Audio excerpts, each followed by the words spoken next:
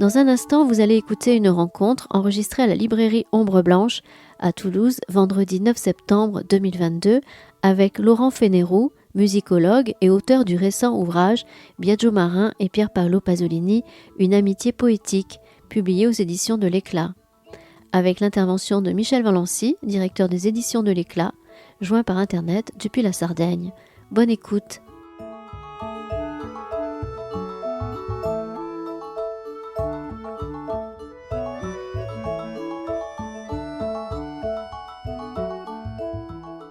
Voilà, merci pour votre présence. Voilà, c'est un peu particulier, surtout pour parler vraiment de poésie. Je trouve que c'est formidable de devoir passer par.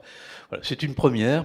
Donc toi, tu es en Sardaigne et tu t'appelles Michel Valency et tu es un vieux camarade.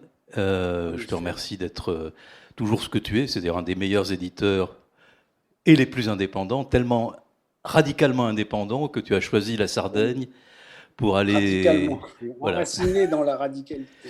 bon, pour aller vivre en pleine campagne, en pleine Sardaigne, à quelques kilomètres de la mer, où tu continues de nous assurer des publications toujours surprenantes en philosophie et en littérature.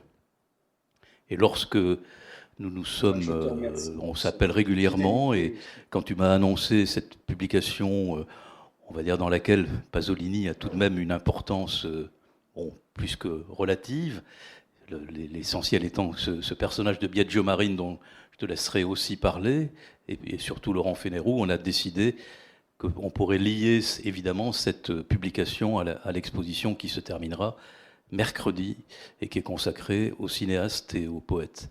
Et donc Laurent Fénérou, lui, il est musicologue, voilà, il est spécialiste en musique d'après 1945, plutôt musique européenne. On vient d'en parler. Il est traducteur. Il est traducteur d'essais, de textes de musiciens dit contemporains, mais bon, voilà, contemporain, c'est depuis, comme on disait tout à l'heure, depuis un siècle. Et par ailleurs, bon, maintenant aussi traducteur de textes littéraires, dont c'est ce poète qu'on va découvrir et qui est très lié, qui était un ami très intime de Pasolini et auquel Pasolini a consacré, et c'est comme ça que tu vas ouvrir le bal, Michel, a consacré une partie de son énergie de transmetteur. Donc on t'écoute. Eh bien, bon, d'abord, merci vraiment de nous accueillir chez Ombre Blanche. Merci à toute l'équipe d'Ombre Blanche et à toi, Christian. Ah oui, il faut remercier Lucas, qui est pour la technique, oui, c'est vrai. Ça donne l'occasion effectivement de parler d'un poète qu'on connaît très peu, pour ainsi dire qu'on ne connaît pas, et puis ça donne aussi l'occasion de dire des choses qu'on n'écrirait pas forcément. Bon. Cette année, bon, cet ouvrage, Une amitié poétique, donc traite de l'œuvre de ces deux auteurs. Quand j'en avais eu le projet, bon, d'abord c'est un vieux projet des éditions de l'Éclat qu'on a mené à terme que récemment, mais ça remonte aux années, à la fin des années 90, en fait, pour être précis. Et c'est vrai que quand le projet s'est mis en forme, je n'avais enfin, je me souvenais absolument pas, en tout cas, je ne tenais pas compte du fait qu'on allait se trouver, enfin, qu'il allait paraître dans le cadre du centenaire de la naissance de Pasolini. Donc, d'une certaine manière, cette amitié poétique de Pasolini pour Biagio Marin a été happée par l'actualité Pasolini et de fait, bon, cette présentation a lieu dans un cadre pasolinien. On en est tout à fait conscient et très, très heureux. On a parlé au cours de cette année de tout ce qu'a été Pasolini, le cinéaste, le poète, l'écrivain, l'homme politique, avec ses positions toujours très, très particulières, contestées, etc. Il y a un élément peut-être qui n'apparaît pas de premier abord comme ça, en tout cas pour le public français, c'est l'extraordinaire générosité de Pasolini à l'égard de toute une génération de poètes, peintres, écrivains, etc., qui se sont développés en Italie et en fait dans l'ombre de l'Italie, euh, Pasolini a vraiment mis tout en œuvre et comment dire, il s'est placé un peu au premier plan des discussions, etc. Aussi pour faire connaître ces figures inconnues. Enfin, je veux dire, Biagio Malin, avant les premiers articles de Pasolini qui datent du milieu des années 50, était quasiment, enfin, même s'il avait publié un certain nombre de recueils, la diffusion de ses poèmes, enfin ça, Laurent en parlera plus précisément, mais la diffusion de ses poèmes était extrêmement confidentielle. Il travaillait dans un bureau d'assurance à Trieste et il était un peu... bon, comment dire, peiné finalement de cette absence de reconnaissance. Et Pasolini a vraiment, a vraiment apporté toute sa force et sa force de conviction pour qu'on commence à le lire et surtout aussi pour qu'on puisse le publier. En fait, c'est Pasolini qui a présenté à Biagio Malin celui qui deviendra son éditeur principal, Vanni Scheiwiller, les éditions de All'insegna del pesce d'oro, à l'enseigne du poisson d'or. Et c'est finalement Pasolini qui a apporté ce poisson d'or à Vanni Scheiwiller en lui permettant de publier les recueils de Biagio Malin. Découvrir Biagio Malin, relève toujours un peu du hasard, d'une certaine manière. C'est une poésie tellement discrète, tellement simple que, comment dire, elle n'apparaît jamais au premier plan comme ça, puisque le live nous permet des confidences. Moi, j'ai découvert Biagio Malin dans des conditions très très étonnantes et très. Ça remonte aux années 92, je crois. C'était en plein été, un été torride, moins torride que celui qu'on a vécu, mais qui à l'époque déjà était pas mal torride. Et je devais déménager. Et je devais donc déménager une bibliothèque. Et je passais d'un endroit assez vaste à un endroit moins vaste, beaucoup moins vaste. Et il fallait donc faire des choix. Et donc j'étais là dans cette pièce à trier les livres. Est-ce que je l'emporte? Est-ce que je le vends? Est-ce que je le jette? Est-ce que je le donne? Etc. Et bon, les livres, c'est lourd toujours. Et je suis tombé sur une petite plaquette de 10 pages que m'avait offert Massimo Cacciari, qui est un philosophe italien dont je traduisais les ouvrages, qui s'appelait La mesure de Malin. Bon, quand Cacciari m'avait offert ce petite plaquette, je ne l'avais pas lu, je l'avais prise comme ça, et la plaquette était là au milieu des autres livres, et je l'ai ouverte. Je me dis, qu'est-ce que j'en fais? Je l'emporte, La mesure de Malin, est-ce qu'elle va faire le voyage avec moi? Et je suis tombé sur ces vers que je vais vous lire d'abord dans la langue originale et puis en traduction. Tu sono andao lisiero, con appena un saluo, valio come un veluo color di cielo. Et cet autre, Vido, camminami a fianco, se fermaremo in mezzo ai suli della galassia ai svoli, se tu saras un poco stanco. Traduction du premier, tu es parti léger, saluant à peine, délicat comme un velours, couleur de ciel. Le second, Guido, marche à mes côtés, nous arrêterons au milieu des soleils et les envols des galaxies quand tu seras un peu fatigué. Et cette lecture a été un véritable choc, c'est-à-dire que, alors c'était peut-être dû à la chaleur, c'était peut-être dû au déménagement, c'est tout à fait autre chose, mais c'est vrai que l'extraordinaire simplicité de cette langue, de ce vocabulaire, de ces mots qui approchent l'italien, mais qui ne sont pas l'italien, bien entendu, m'ont vraiment bouleversé, quoi. Je découvrais quelque chose de complètement nouveau pour moi, une poésie où l'extraordinaire simplicité s'alliait à une profondeur tout aussi extraordinaire, en tout cas pour moi. Et donc c'est comme ça que j'ai commencé à lire, découvrir, chercher un peu, et c'est vrai que je le dois en grande partie à Massimo Cacciari, et je crois qu'il est aussi à l'origine d'ailleurs de la découverte par Laurent des poèmes de Malin. Donc là, Cacciari a œuvré. Il a aussi fait acte de générosité, comme Pasolini pouvait faire acte de générosité à l'égard de cette poésie d'une... Bon, alors je ne vais pas rentrer dans le détail, et Laurent en parlera plus précisément que moi, de cette poésie, mais c'est vrai que ce qu'il a défini, c'est cette extraordinaire simplicité. Pasolini le dit très bien dans un des textes qu'il consacre. Je crois que c'est un des premiers textes, je vais vous dire, qui date de 51. Pasolini écrit: Biagio Marin a rapporté hors du temps l'aventure de son île, aventure minimale, année inconsistante comme des heures, mais heures interminables comme des années, qui finit par s'estomper dans un temps indifférencié, le non-temps de la mer.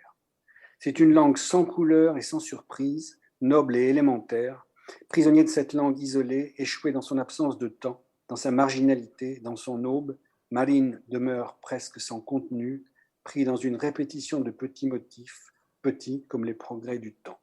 Voilà ce qu'écrivait Pasolini à propos de cette poésie. Et c'est vrai que le travail de traduction,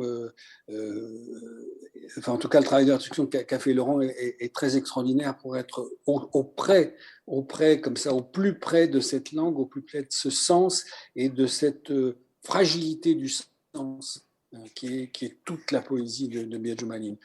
Bon, ce projet, il a mûri à l'éclat comme ça, comme mûrissent les projets lentement. Et puis un jour, j'ai découvert que Laurent Fenroux publiait, que je ne connaissais pas d'ailleurs, on ne se connaissait pas, que Laurent Fenroux publiait une anthologie de poésie de Malines. C'était donc la deuxième en français, et qui est vraiment aussi un ensemble magnifique aux éditions de la revue Conférence.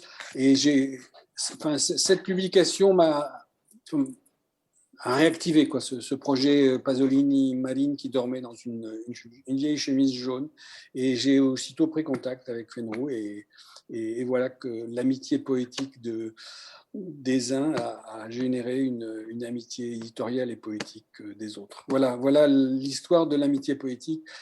Bon, on peut lire et relire Pasolini, mais je crois que quand même faire le détour par l'œuvre de Biagio Marin, ça me semble, rien n'est indispensable, mais en tout cas, je crois d'une très très grande richesse. Voilà. Merci. Et donc, je pense que Laurent va pouvoir me prendre la parole. En tout cas, je la lui donne. Bon, il est allumé, c'est bon. Donc, Laurent, peut-être situer aussi ces deux poètes dans leur territoire et dans leur langue au pluriel, puisque voilà, il y a le friolant, mais il y a aussi la langue de Marine qui n'est pas tout à fait celle-là. Qui n'est pas du friolant, oui. Comme Michel Valency, je dois la connaissance de Biagio Marin à Massimo Cacciari. Il était à l'époque maire de Venise, et je lui avais demandé un rendez-vous qu'il m'avait accordé dans un emploi du temps que j'imagine particulièrement chargé, et pour parler de musique contemporaine, puisque Cacciari avait travaillé beaucoup avec un compositeur vénitien qui m'intéressait et sur lequel j'avais publié moi-même. Et Cacciari m'a parlé de Marine, et il a fallu la même durée pratiquement que pour Michel, presque une vingtaine d'années, pour que je rentre dans cette poésie, et que sa beauté, sa simplicité, ses formes qui sont des formes complètement élémentaires. Presque toute la poésie de Biagio Marin est écrite sous forme de quatrain. Donc dans un registre formel, on va dire, d'inspiration populaire. C'est pas du tout une poésie populaire, mais la base est une base formelle populaire. Voilà, toutes ces qualités, cette attention extraordinaire au ciel, à la mer, au sable, au visage creusé par le sel et le vent des gens qui habitent son île, aux oiseaux qui passent, enfin vraiment des choses tout à fait élémentaires, mais toujours traitées avec une flamme poétique. C'est vraiment une poésie incandescente, c'est-à-dire que la moindre chose prend une vibration extrêmement forte sous sa plume, et on ne sait pas pourquoi, parce que le vocabulaire est très simple, la forme est très simple. Qu'est-ce qui fait cette fragilité de cette poésie, et qui lui donne sa grande force, en fait, je crois. Alors après, ce qui est intéressant de voir, c'est que le premier texte de Pasolini date de 1951. Biagio Marin a déjà 60 ans. Ça fait donc 40 ans, pratiquement, qu'il écrit de la poésie, qu'il est un poète inconnu pratiquement en Italie. Il y a 4 recueils qui ont été publiés avant cette grosse anthologie de 1951. d'une diffusion complètement confidentielle et d'un tirage très limité. Par exemple, le tout premier livre s'appelle Fiori de Tappo, qui est un recueil qui a été tiré à une centaine d'exemplaires. Marine a corrigé lui-même à la main sur tous les exemplaires les coquilles, pour vous dire à quel point il y avait peu de copies de ce volume. Puis on a eu donc ça, on est en 1912. Marine a 21 ans. Son premier recueil, il a le public quand même relativement jeune. Le deuxième intervient 10 ans plus tard. Il est très marqué par la famille, j'y reviendrai tout à l'heure, mais par la famille directe de Marine. Il y a un troisième volume qui paraît à la fin des années 20. Et puis, il y a le fascisme en Italie. Et Marine met vraiment sous couvercle la quasi-totalité de ce qu'il écrit, refuse de publier sa poésie pendant cette période. Et le premier recueil qui ressort après, donc 1928, c'est un recueil qui paraît à la fin des années 40, qui est un recueil qui s'intitule Les Litanies de la Madone. Et il n'a refusé de publier ce volume pendant les années du fascisme parce qu'il ne voulait pas apparaître comme un poète catholique. C'était des formes inspirées de la poésie catholique, mais là aussi, je vais revenir dans un instant, son rapport au catholicisme est extrêmement complexe, et il refusait d'être assimilé et à cette religion et à l'usage que le fascisme pouvait faire de cette religion. Donc il a gardé comme ça, inédit, ses poèmes pendant une dizaine d'années. Arrive l'article de Pasolini en 51, qui est un coup, je ne vais pas dire un coup de théâtre, mais qui aide énormément à la diffusion de l'œuvre de Marine en Italie. Et pendant une bonne dizaine d'années, il y a une espèce de saison d'été dans les relations entre Marine et Pasolini. Pasolini écrit à plusieurs reprises sur ce poète, et puis en 61, il décide de publier une anthologie de ses poèmes. Et évidemment, cette anthologie, elle canonise presque la poésie de Marine. Alors, la chose qu'il faut dire, c'est que ça n'est pas une poésie en italien, ça n'est pas une poésie en frioulant comme a pu la pratiquer Pasolini dans ses jeunes années. C'est une poésie dans un dialecte extrêmement spécifique, qui est le dialecte de ce qui était au moment de la naissance de Marine une île. C'est Grado, qui est à quelques encablures de Trieste. Et c'est une langue qui était parlée au moment où Marine naît par 2000-2500 personnes, grand maximum, les habitants de cette île. C'est une langue de pêcheurs, puisque ce Grado est une île, donc la majorité de la population à la fin du 19e siècle, Marine naît en 1891, donc à la fin du 19e siècle, c'est une population de pêcheurs, pour l'écrasante majorité, avec quelques petits commerçants, mais globalement c'est la mer qui est la source principale des habitants de la région, enfin de cette île. C'est une langue qui est marquée par le destin de ces terres du nord de l'Italie. C'est-à-dire qu'il ne faut pas considérer que l'île est close et qu'elle a vécu sur elle-même constamment pendant des siècles, voire un bon millénaire pour ce qui concerne Grado. Elle a subi des invasions, il y a eu l'armée française qui y est passée, il y a eu évidemment la présence autrichienne, donc la langue allemande.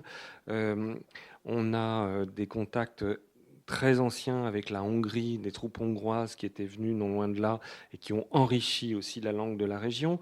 On a le frioulan parce qu'il y a eu des échanges avec le frioul. Bref, c'est un territoire d'une langue qui a été façonnée par les siècles, qui est parlée par très peu de gens et qui est surtout, je crois que c'est aussi très important, pratiquement vierge au moment où, artistiquement j'entends, au moment où Marine s'en saisit. Il y a un ou deux poètes tout à fait secondaires qui l'ont précédé, et Marine prend cette langue littéralement et la porte à maturité poétique, et je veux presque dire à exclusivité poétique, parce qu'après Marine, il faut bien dire que la poésie en dialecte de Grado qui s'est faite après n'a pas le même niveau. Donc c'est une espèce de comète dans cette langue, très liée à son territoire, très liée à son île, même si Marine a vécu à Gorizia, à Trieste, comme l'a rappelé Michel il y a un instant. C'est un homme qui a passé toute son enfance là, et qui va passer toute sa vieillesse là, puisque c'est un homme qui meurt à plus de 95 ans. Et les 30 dernières années pratiquement de sa vie, il les passe à Grado. Je peux dire aussi quelques... Alors, il y a deux éléments. Il y a d'une part, je pense que ce sur quoi il faut insister, c'est les apports extérieurs à cette île qui ont été importants pour Marine. Et puis, il y a la question de la traduction. Comment est-ce qu'on traduit un dialecte? Alors, ce sont deux choses qui sont très différentes. Peut-être que je peux commencer en essayant de vous montrer l'ambitus poétique et intellectuel de Marine. Parce qu'effectivement, il y a Grado. Mais il a fait une partie de ses études en Istrie. Il a étudié aussi à Gorizia dans un établissement où on enseignait en allemand. Donc c'est quelqu'un qui parlait couramment l'allemand. Il parlait aussi très bien le français et très bien l'espagnol. Il y a presque une rose des vents à faire avec lui. C'est-à-dire que l'Istrie est un territoire qui est maintenant scindé entre l'Italie, la Slovénie et la Croatie. C'est une toute petite bande qui était italien, enfin une bande, oui, un prolongement comme ça, qui était exclusivement italien au moment où il naît et qui a été divisé après la Seconde Guerre mondiale. Et Marine découvre l'Istrie en traversant le golfe de Venise avec son père, puisque son père faisait commerce avec l'Istrie à ce moment-là.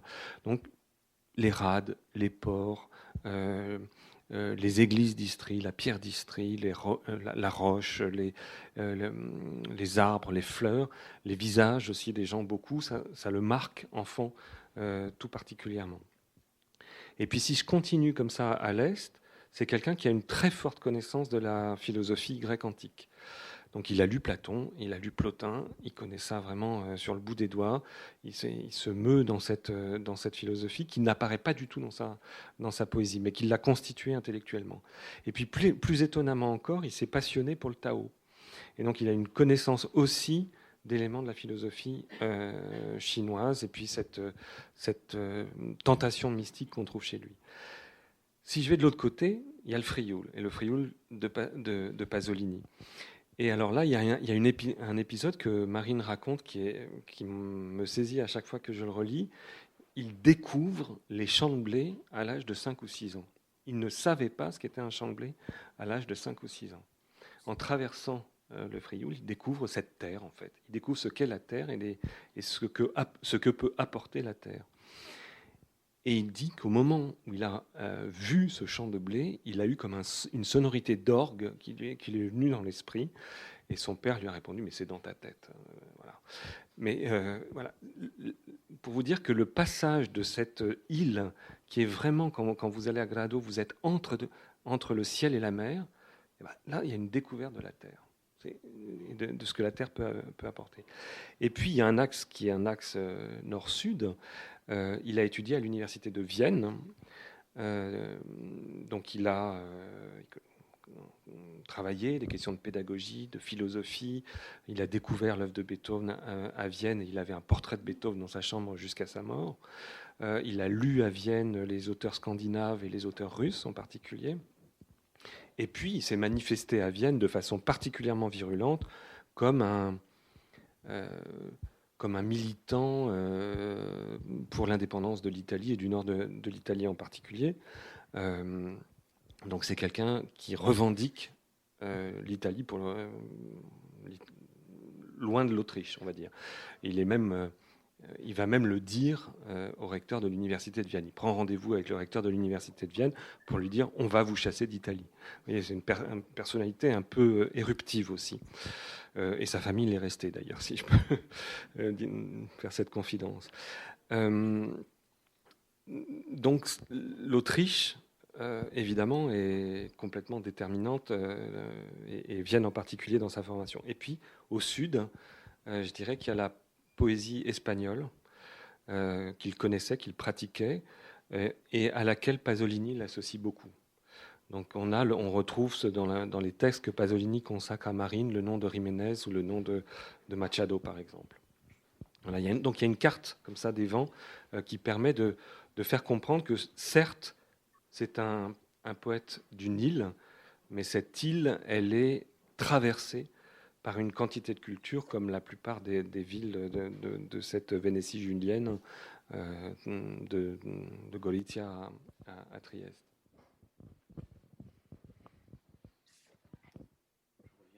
Pardon, Laurent, sur le territoire, puisque ce territoire a beaucoup compté aussi pour Pasolini. Et donc, quelle connaissance Pasolini avait-il justement de celui très particulier, lui qui avait une bonne connaissance du Frioul et de la Vénétie, de ce territoire très particulier qu'est Grado?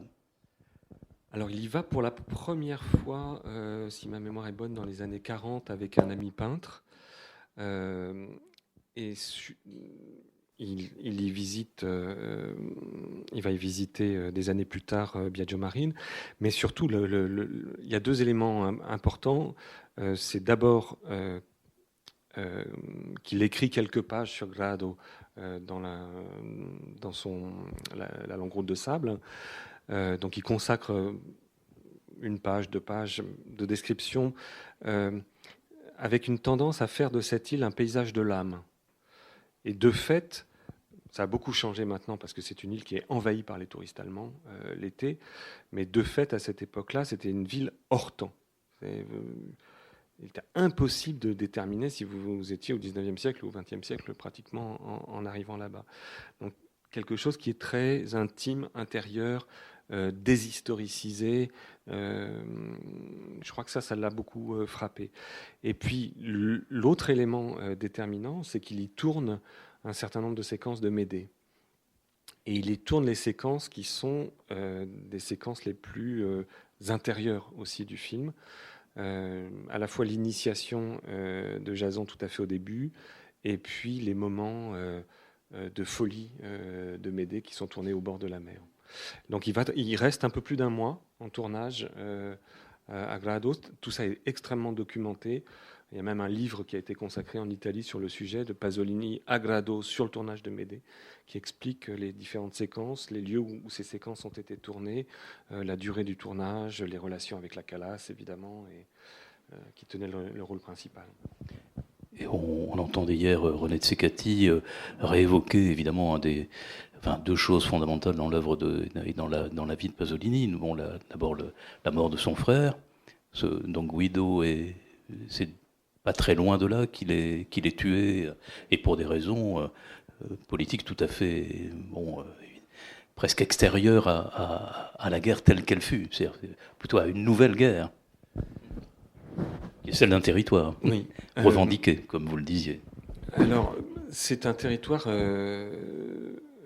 toute cette zone du nord de l'Italie est un territoire tragique par excellence au XXe siècle, c'est-à-dire qu'il y a d'abord la volonté de se débarrasser de l'armée autrichienne pendant la Première Guerre mondiale, qui va entraîner un grand nombre de morts.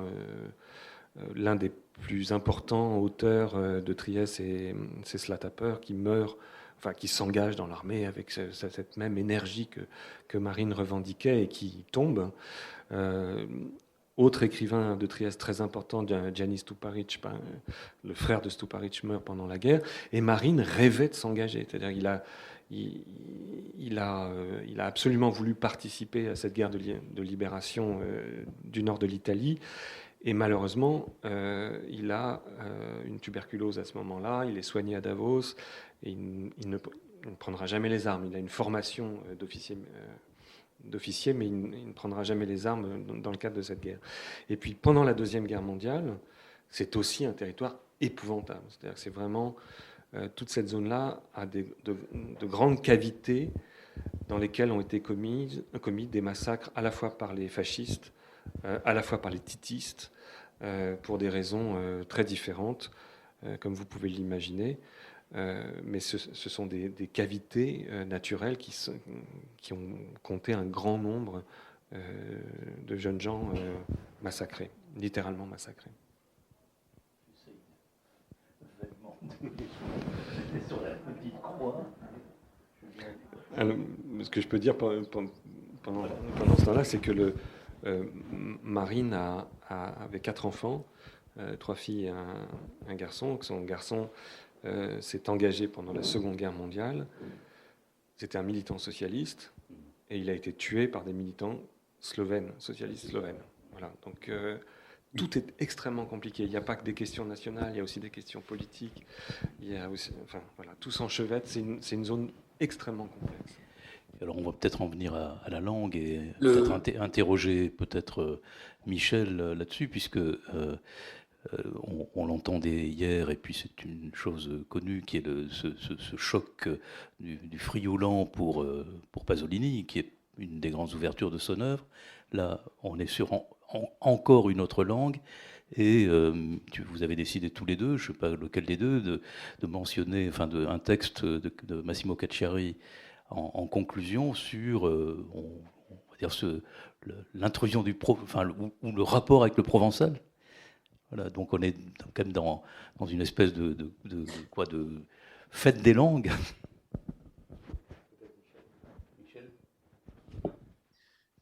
Oui, j'ai entendu. Malheureusement, oui. j'ai pas tout bien entendu, mais je crois avoir compris de quoi tu veux qu'on parle. Oui, c'est vrai que ce livre, sur ces deux auteurs, on l'a aussi conçu avec Laurent, en essayant de rassembler les amis, en fait. Et il était évident que la présence de Massimo Cacciari était tant pour Laurent que pour moi évidente, parce que Cacciari a écrit et sur Biagio Marin et sur Pasolini deux textes d'une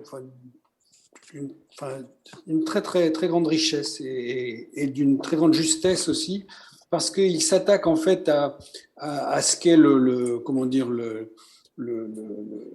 b.a.-ba de la poésie dialectale, c'est-à-dire en gros la poésie dialectale c'est une poésie du terroir et finalement bon, tout ça renvoie à une sorte de nostalgie du terroir, à une sorte de nationalisme microscopique pour la ville, pour le village, pour le bloc de maison, quoi. Et Cacciari s'oppose à ça en montrant bien que tant pour l'un que pour l'autre, la poésie de Malines comme la poésie de Pasolini sont du fait même de ce microscopique dont ils partent l'un et l'autre, profondément est une poésie profondément universelle et qui justement n'a pas de territoire, n'a pas de terroir. Bon, je me souviens d'une petite anecdote que j'ai voulu rapporter dans la préface d'une conférence de Massimo Cacciari pour les 70 ans du poète Andrea Zonzotto, qu'on connaît un petit peu, qu'on connaît bien ici en France, puisqu'il a été pas mal traduit. Pas toujours formidablement, mais il a été bien traduit. Enfin, il a été traduit en tout cas. Et Cacciari était invité pour les 70 ans. Et en gros, ce qu'il a dit, c'est la poésie de Zanzotto.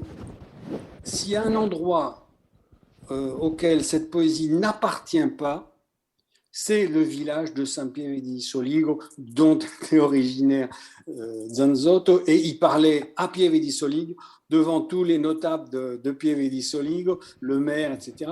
Mais ça a failli être une émeute, si vous voulez, parce qu'en fait, il y a une sorte d'appropriation par la notabilité, je ne sais pas si le mot existe, mais la notabilité de ces petits endroits pour une poésie dont ils sont incapables de comprendre la profondeur et la précision. Dans le cas de Marine s'en plaint toute sa vie en disant mais je vis chez des analphabètes, ils ne comprennent rien, ils n'entendent rien. Et finalement, oui, c'est peut-être aussi le résultat de ce microcosme dont ils partent l'un et l'autre et qui leur permet justement de s'échapper d'un lieu clos, de s'échapper d'un lieu clos, d'un lieu entouré de frontières. Il y a une poésie sarde qui dit ils ont mis des enclos autour de la terre, et si le ciel était fait de terre, ils auraient aussi mis des enclos. Mais ça, c'est vraiment la parole du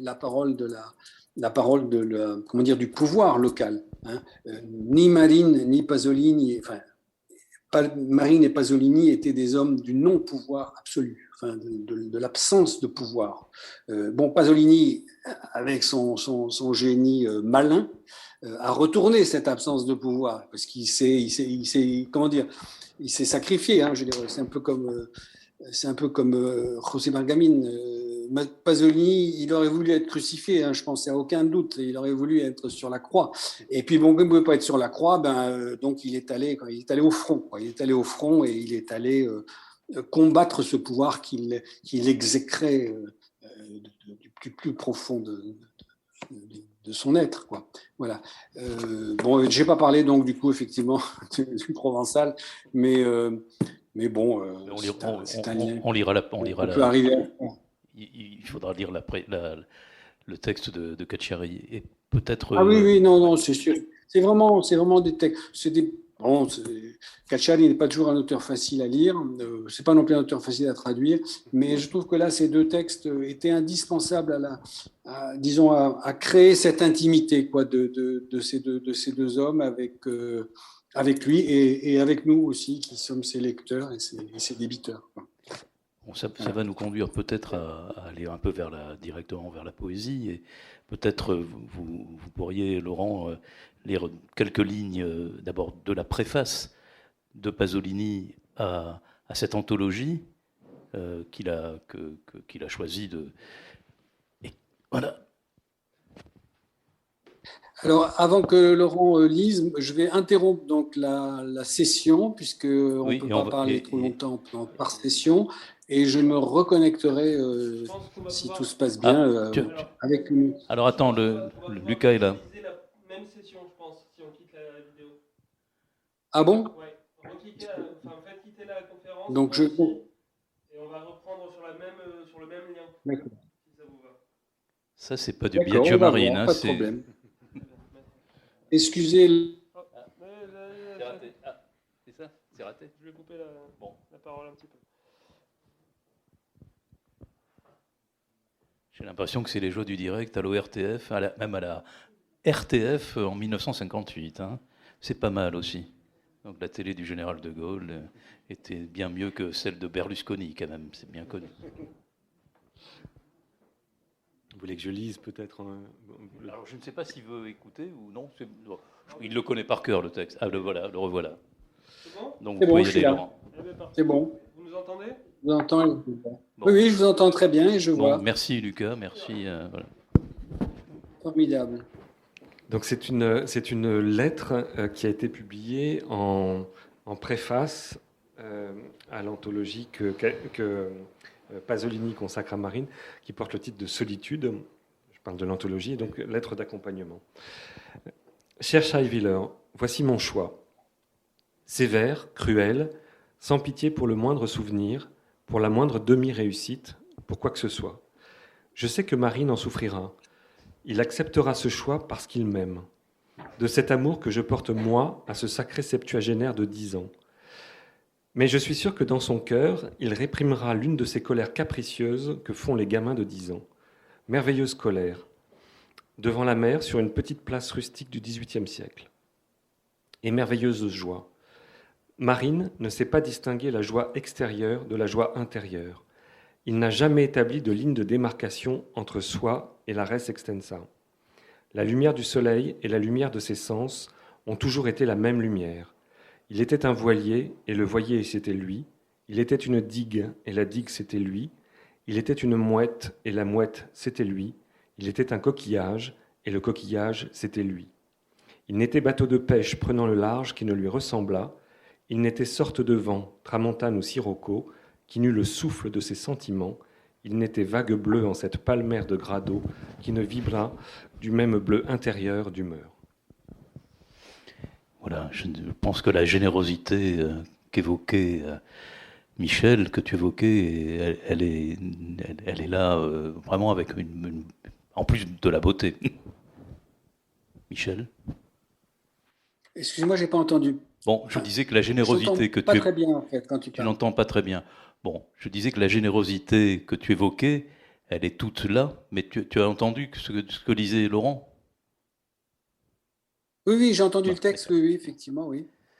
Voilà, et il y avait la générosité plus la beauté. Ah oui, oui, effectivement. Non, non, comment dire, ils rivalisent l'un l'autre de beauté et de précision. Ça, c'est vrai que euh, bon, c'est vraiment une rencontre, c'est vraiment une rencontre d'écriture, une rencontre. Je n'ai aucune idée, par exemple, bon, c'est peut-être pas du tout une question à se poser, mais j'ai aucune idée de ce que pouvait être leur relation d'homme à homme. C'est une question absurde, mais c'est vrai qu'elle n'est pas, elle est pas complètement absurde parce que quand on lit par exemple les correspondances entre l'un et l'autre, bon, Marine, il est toujours un peu en colère, quoi. Il est jamais satisfait. Pasolini est jamais disponible. Euh, il y a donc cet échange enfin de choses qui est toujours remise. Alors oui, est-ce que tu vas m'aider à faire ceci? Non, je suis désolé, j'ai pas eu le temps de te répondre. Il se tutoie, non, il se voit, enfin, je me rappelle plus, il passe du vouvoiement au tutoiement. Bon, les Italiens se tutoient assez facilement. Et c'est vrai que, bon, par exemple, l'épisode du tournage de Médée de Pasolini à Grado est assez comique, quoi, parce que dans les journaux de Marine, bon, Marine il n'est pas content parce que Pasolini ne lui est pas tout, n'est pas disponible. Et donc, il se dit, oui, bon, il est venu avec sa cantatrice, là, et il dit, bon, j'ai eu la chance de dîner avec le divin Pasolini et la chanteuse, quoi. En gros, c'est une histoire très, très comique. Mais on a l'impression que, alors, bon, quand on lit la correspondance ou quand on lit les journaux, on se dit étrange relation. Et dès qu'on rentre dans les textes, c'est vraiment le dialogue absolu. Le dialogue absolu. Il n'y a pas, il y a pas un, il y a pas un faux pas, il n'y a pas un faux mot, ni de l'un ni de l'autre. Euh, en juger par la dernière pièce qui clôt notre ensemble, comment dire, le critoleo del corpo fracassao, qui veut dire le craquement du corps fracassé, l'ensemble des 10 poèmes que Biagio Malin a écrits au lendemain de la mort de Pasolini. Quand il apprend la mort de Pasolini, il écrit un poème en 10 chants, enfin une litanie en 10 chants, qui est d'une beauté, d'une émotion, mais vraiment très, très, très, très, très étonnante. Et puis, il faut qu'il la publie. Enfin, il écrit à ce moment-là à Vanni Scheibiller en disant bon, je viens d'écrire un texte, là, ça m'a trop bouleversé. Quand est-ce qu'on le publie, quoi? Il faut que ça sorte. Parce que ce dialogue doit se continuer à travers l'écriture, à travers la parole et à travers le poème. Et la publication du Critoleo del Corpo Fracassao, j'adore ce titre, cette publication, c'est une manière pour Malin de pouvoir continuer à vivre cette amitié avec Pasolini. Ça, je crois que c'est un aspect enfin, sur lequel on ne va pas insister, parce que bon, les relations entre les individus, c'est jamais facile, hein, c'est jamais facile, on le sait.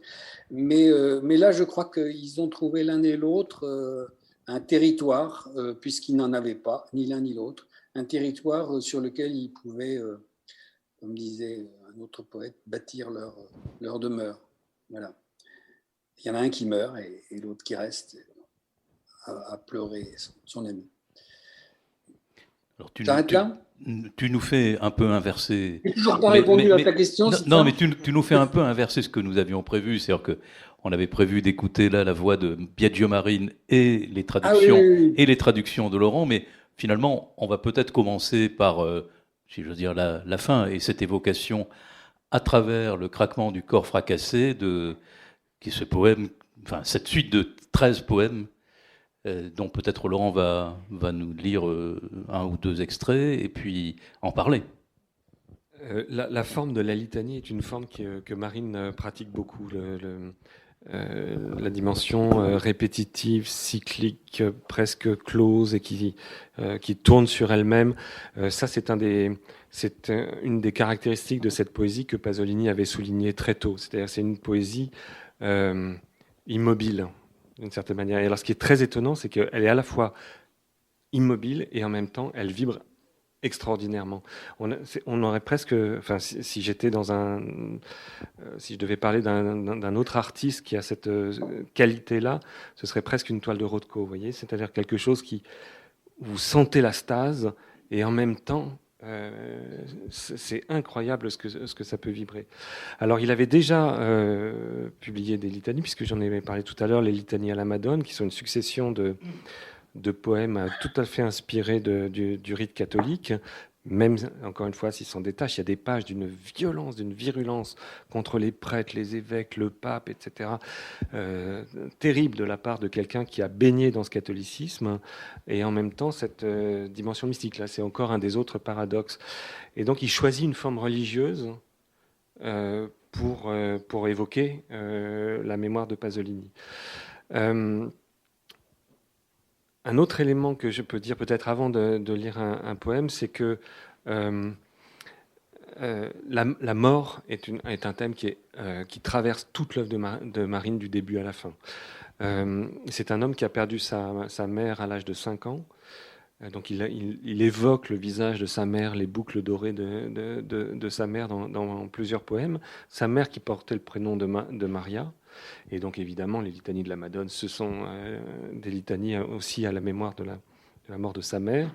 Et puis c'est une famille qui baigne dans la mort. C'est-à-dire qu'il y a un nombre de morts dans la famille de Marine, directe ou indirecte. La sœur, enfin, vraiment, les premières années sont marquées très très fortement par ça. Et ce thème est un thème obsessionnel chez lui. Et il est obsessionnel à la fois dans un sens délétère. Et l'île de Grado, c'est une île qui s'enfonce dans la mer, donc c'est aussi une île qui menace de disparaître, qui porte en elle sa propre disparition, si vous voulez. Et puis, c'est un thème qui porte aussi, j'allais dire de façon positive, c'est-à-dire que les choses sont tellement belles qu'il va mourir à elle, qu'il écrit mourir à elle.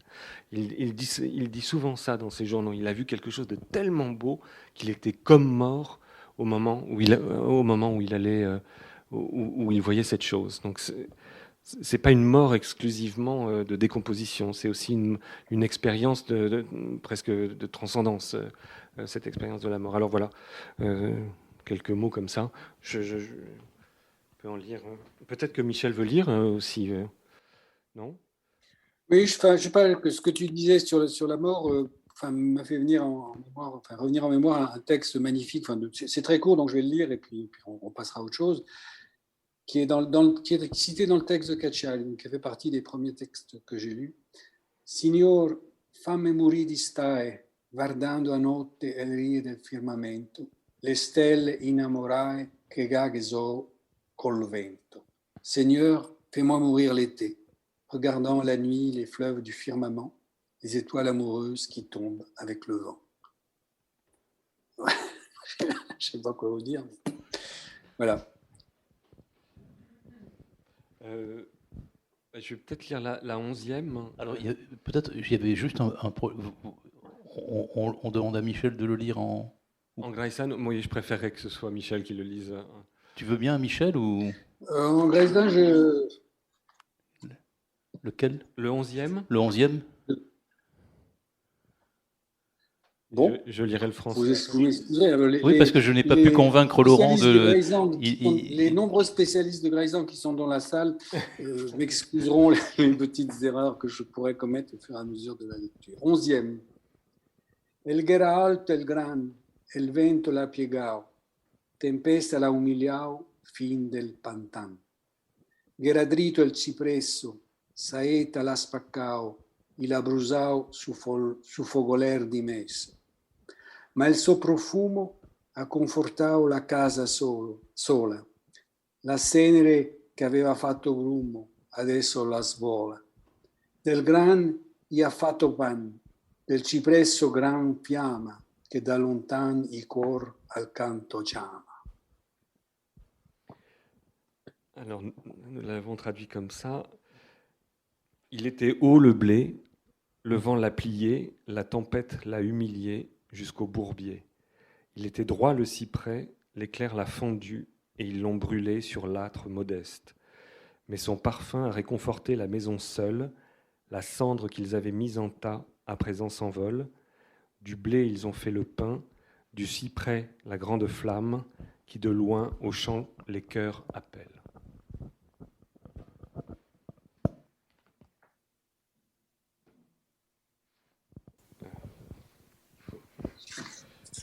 Je ne sais pas ce que je veux dire après ça non plus. Alors, je vais peut-être redevenir extrêmement prosaïque. Ça, c'est peut-être le meilleur moyen de sortir de ça. On en a discuté beaucoup avec Michel, et puis Michel a écrit un texte sur ce sujet. Comment est-ce qu'on traduit le dialecte ? Parce qu'évidemment, quand on entend cette langue, on entend des mots en italien, ou des mots qui sont quasiment de l'italien, ou qui sont, mais qui sont accentués différemment, qui sont intonnés différemment, et puis des mots qui ne font pas partie de l'italien. Et donc, il y a un sentiment de hiatus qui se crée. Il y a des choses qui sont évidentes pour un lecteur italien, et puis des mots qui sont propres à ce dialecte de Grado. Alors, comment est-ce qu'on peut rendre ce hiatus ? Il faut accepter, c'est le sacrifice que fait une traduction, mais je pense que toutes les traductions le font d'une certaine manière. Il faut accepter de sacrifier ce hiatus. Parce que si on rentre dans une traduction qui voudrait créer une forme de distance avec la langue française, ça n'est pas la langue de Marine, ça n'est pas la langue de Grado, ça serait encore autre chose. Donc il y a cette difficulté-là. La deuxième difficulté, c'est que chaque langue découpe le réel, ou plus exactement, le réel n'existe qu'à travers le mot. Et Grado découpe ce réel d'une manière qui est totalement différente de la langue française. Par exemple, les parties du corps ont très très peu de vocabulaire. Vous ne pouvez pas rentrer dans des détails très spécifiques du corps humain par cette langue. En revanche, vous allez trouver toutes les pièces possibles d'un bateau de la région. Et donc là, la difficulté, évidemment, c'est de traduire ces pièces techniques. Comment est-ce qu'on peut rendre ça ? Il y a 2 poèmes en particulier dans ce recueil qui ont posé question, qui sont très difficiles à traduire. C'est comment est-ce qu'on traduit le nom des coquillages ? C'est un poème qui est consacré aux coquillages. Et ces coquillages portent des noms très spécifiques dans cette lagune de Grado. Alors, est-ce qu'on les traduit littéralement ? Parce qu'il y a beaucoup de renvois à la religion catholique. Voilà, donc est-ce qu'on traduit c'est le choix que nous avons fait. Ou est-ce qu'on essaye de donner le nom scientifique ou en usage en français ? On a choisi clairement de donner, de coller, disons, à la langue originale. Et puis il y a un autre poème. Beaucoup des pêcheurs de la lagune de Grado habitaient dans des petites cabanes en bois et en roseau, qu'on appelle des cassoni. Cassoni, c'est un entre le S et le 2S avec un petit chuintement, c'est très très spécifique à prononcer. Eh bien, cette langue de Grado, évidemment, c'est le logement type des pêcheurs. Donc, la langue a une quantité de mots invraisemblables pour dire cette cabane. Le bois qu'on utilise pour les fondations, le bois qu'on utilise sur les côtés, le bois qu'on utilise pour faire le toit, le bois ou les roseaux qu'on utilise au-dessus du toit, etc., etc. Donc là, on est obligé de traduire par des termes plutôt génériques en français, parce que évidemment, si je dis c'est le bois du sous-sol de la... évidemment, la traduction poétique tombe complètement à l'eau. Donc c'est ce type de difficulté qu'on rencontre régulièrement à traduire ce type de poésie. Ça n'était évidemment pas le cas dans le poème qui était consacré à Pasolini. Non. Mais Michel a beaucoup réfléchi aussi sur cette question. Tu veux ajouter quelque chose, Michel ? C'est-à-dire que, enfin, j'y réfléchis, oui, c'est vrai que c'est... Bon, moi, quand j'ai commencé un peu à traduire les poèmes de Malines, c'était vraiment pour essayer de comprendre le mystère de cette beauté et du plaisir que je pouvais avoir à lire ces poèmes. Bon, je vais donner un exemple. On en avait parlé avec Laurent. Je ne me rappelle pas si on était d'accord ou pas, mais il y avait le premier poème que j'ai lu, là, Tu son andao lisiero con appena un saluo, valia come un velours color di cielo. Tu es parti léger, saluant à peine, délicat comme un velours couleur de ciel. Le premier vers, Tu son andao. Tu, pronom personnel de la deuxième personne, singulier, on est d'accord. Son. Son, c'est la forme verbale du verbe être, que ce soit à la première personne ou à la deuxième personne. Donc, on pourrait s'amuser à traduire tout son andao par tu suis parti. Bon, ça ne veut rien dire, tu suis parti, mais c'est comment dire, c'est tout d'un coup le je et le tu se mélangent dans cette forme verbale unique et ça dit finalement, ça dit énormément de choses. Ça dit énormément de choses, pas pour les analphabètes de la ville de Grado dont parle Biagio Marine, mais je pense que pour Marine, cette ambiguïté, disons cette fusion du je et du tu, dont a parlé, dont ont parlé d'autres philosophes qu'il a probablement lu peut-être, cette fusion du je et du tu fait partie, disons, des mystères de cette langue et de la difficulté à la traduire. Alors effectivement, on n'allait pas se lancer dans un texte complètement désarticulé, mais bon, d'où évidemment la nécessité dans ce genre de publication de donner à lire le texte original, de le mettre du mieux qu'on pouvait en vis-à-vis de la traduction pour permettre aux lectrices et aux lecteurs d'affronter et de s'affronter aux problèmes que Laurent a pu avoir ou que j'ai pu avoir dans la traduction de ces poèmes de Biagio Marine. J'arrête ? Oui, je voulais juste rajouter un autre exemple, le premier recueil de Marine que j'évoquais tout à l'heure, Fiori de Tappo. Alors on a l'habitude, pour les quelques amateurs de Biagio Marine français, de traduire par Fleur de la Lagune. Mais Tappo, c'est pas la lagune. Tappo, c'est une excroissance argileuse dans la lagune. Mais c'est tellement spécifique qu'on traduit Fleur de la Lagune.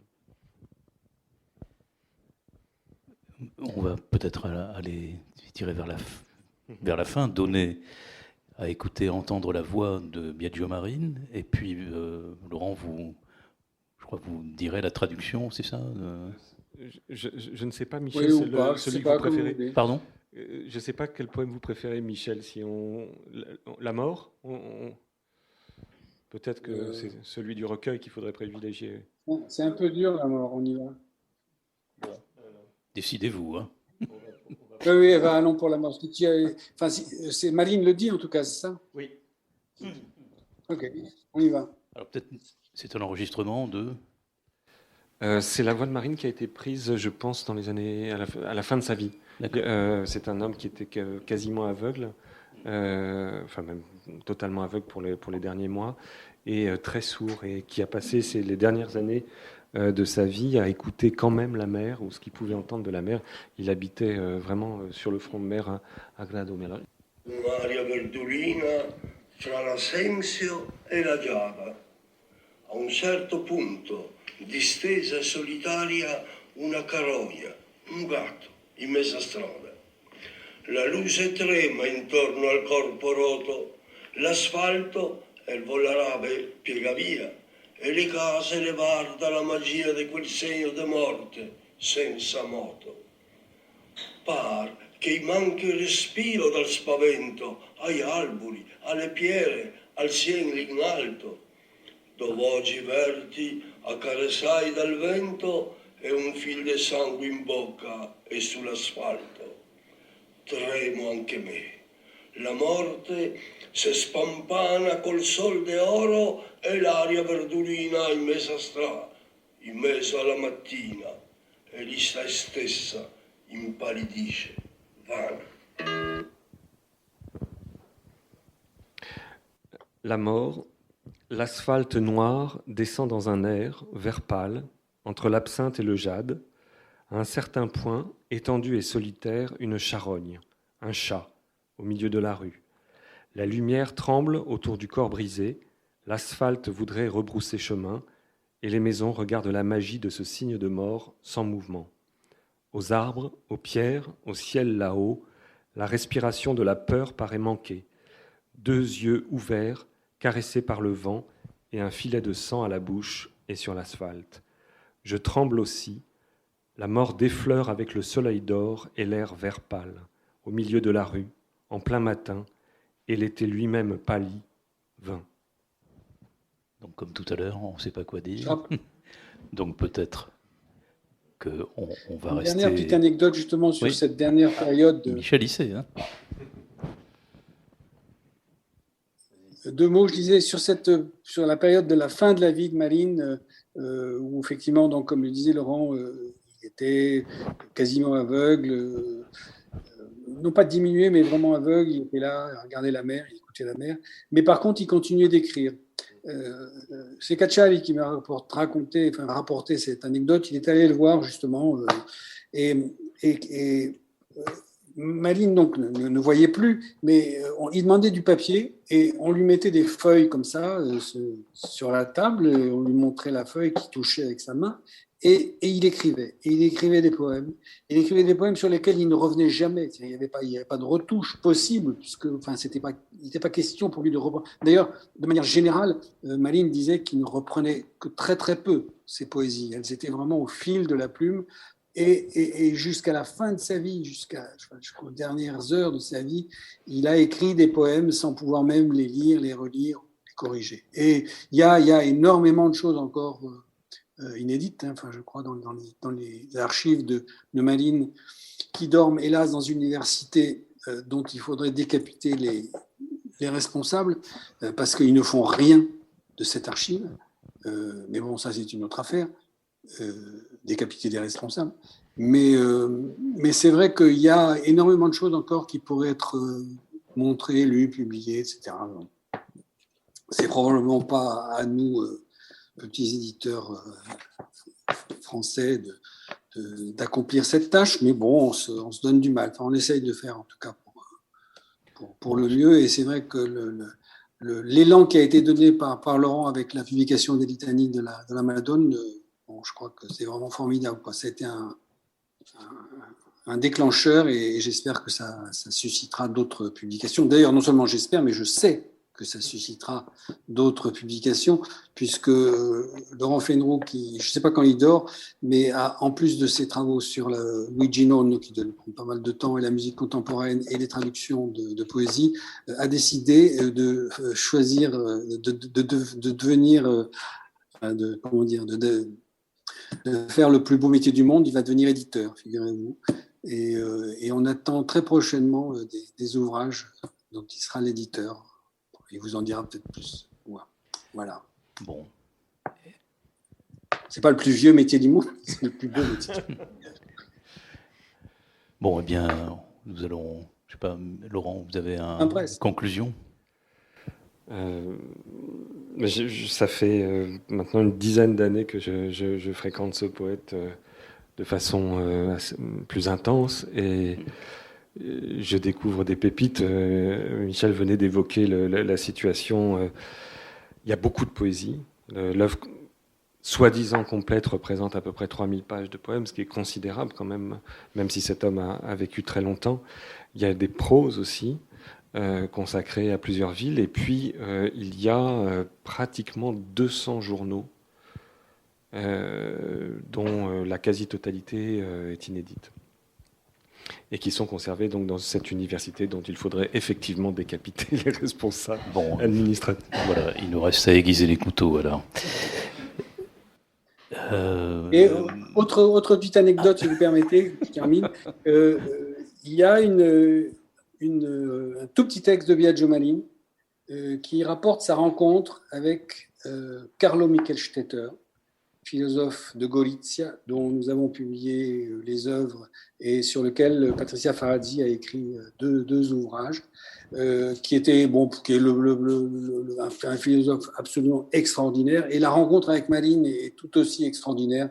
Elle est citée dans le livre de Patricia Faradzi, La vie obscure, et je crois qu'on l'évoque aussi dans notre livre, je ne me rappelle pas. Mais bon, enfin, c'est une rencontre entre deux, enfin, un tout jeune gamin poète et un jeune philosophe qui sait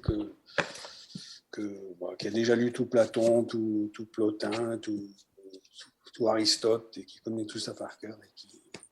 Donc rencontre entre deux comètes, comme la rencontre entre deux autres comètes, Pasolini et Marine. Voilà, c'était... Bon, parce qu'à un moment donné, on va te rendre à ta Sardaigne, après cette incursion hologrammatique ou presque en France, où tu reviens, Michel, dans quelques jours, un jour. Oui, à la Maison de la Poésie pour parler de Pasolini, si j'ai bien compris, dans un mois, En effet, dans oui. un mois. Et voilà, donc c'était une autre manière de rencontrer Pasolini que de parler d'un de ses amis, poète. Donc merci.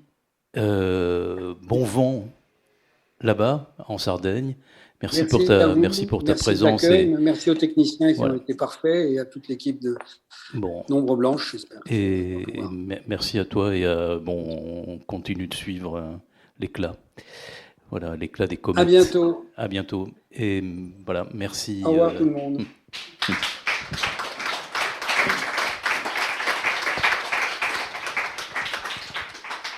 Bon, Laurent, voilà, ici, il faut continuer. Continuons. Donc, continuez à lire Marine et Pasolini. Et alors, peut-être juste sur Pasolini, vous avez une chose mais précisément, vous avez une chose à dire? Non, moi je suis plutôt du côté de Marine. D'accord. Alors, on va vous laisser sur Marine. Bon, merci à tous. Et donc, mercredi, dernier rendez-vous, mais il y en aura d'autres sur Pasolini, il n'en manquera pas. Donc, avec Hervé Joubert-Laurencin, que vous connaissez. Que je vais rencontrer à la Maison de la Poésie aussi. Et ben voilà. Donc, à très vite, à mercredi. Merci.